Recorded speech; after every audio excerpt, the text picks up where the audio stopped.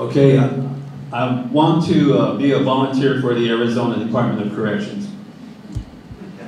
And the applications came in, and I have a couple of questions that are kind of perplexing, and maybe you can help me figure out the answers tonight.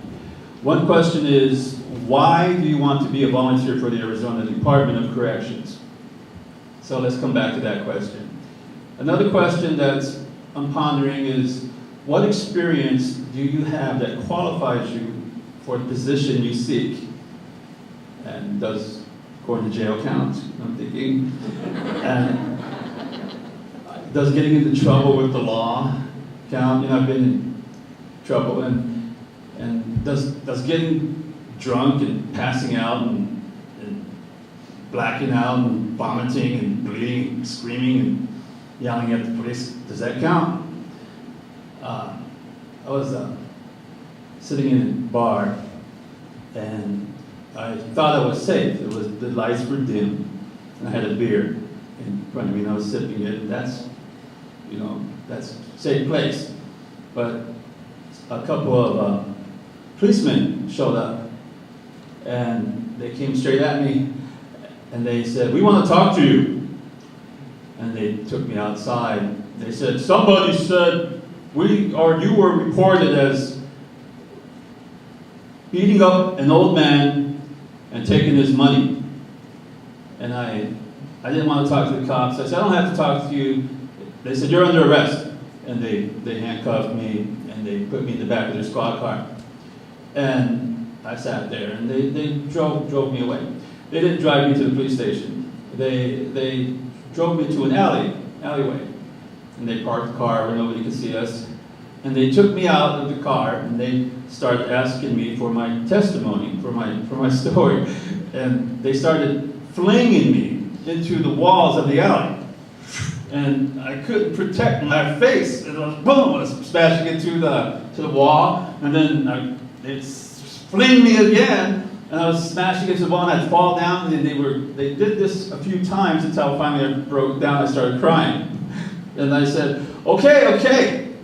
I was visiting I couldn't use my hands, so I was like, okay. I was visiting my mom, and she said that my stepdad had taken the rent money, and that was him, and I went out looking for him, and I found him, and I chased him down. I got the money back from mom, and I gave it back to my mom, and that's what happened.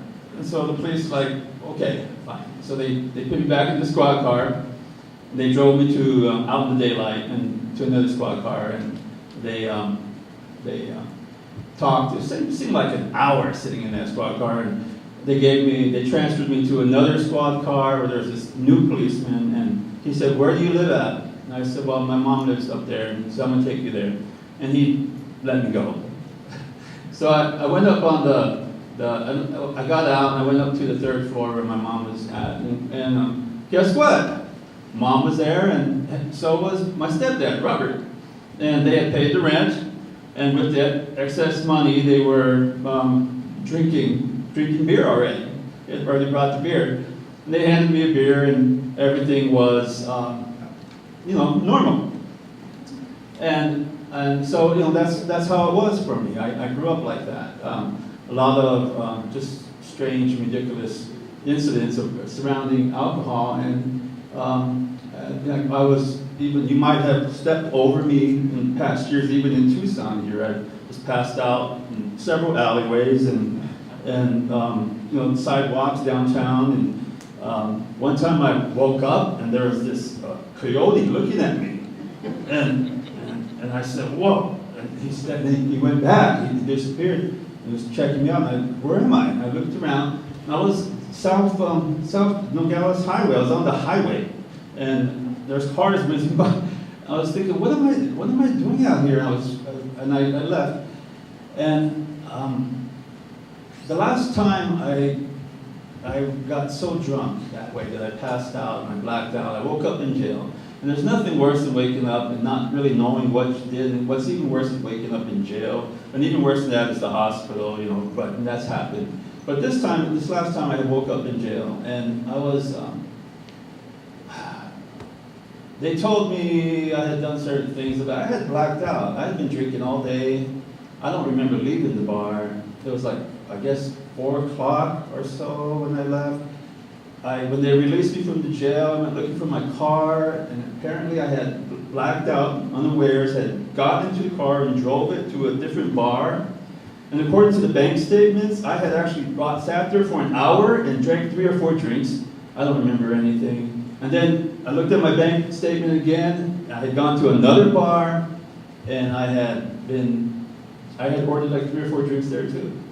And then a little time after that, on the police report, I had gotten into this fight with some strangers, and I don't remember any of it. It was like half a day of not knowing who I was or remembering what I'd done. And at that point, I started getting like really kind of, I was just fed up, and I was really broken down. Not only was I drinking, but my family was hurting too. My wife was, a disease had taken over her. She couldn't get out of bed. She was walking in pain. And my son was shooting up heroin. And I was just fed up. And I decided I needed to do something. And I walked out to the desert. And I said, Tukashila, Creator, I need a healing. My wife, my son, and I saw my grandfather. And and I remember what he said, that in our way, the Dakota Sioux, we have a ceremony where if you want a healing, you can do it. You can do that, but it takes a commitment to that ceremony. So I decided I wanted to do that. So I went walking in our desert, I saw my grandpa, and so I wanted to go to do this healing ceremony. It would require 4 years commitment. And I wanted to go in there, and they said, wait a minute. You can't even step into this ceremony until you have walked the red road for a year at least. And that means you no drugs, you always got to tell the truth, you can't speak bad about anybody, and no alcohol. You have to do that for a year. So that's the red road. And I thought, I can do that, I'll do that. So I walked the red road, and I walked into the ceremony a year later.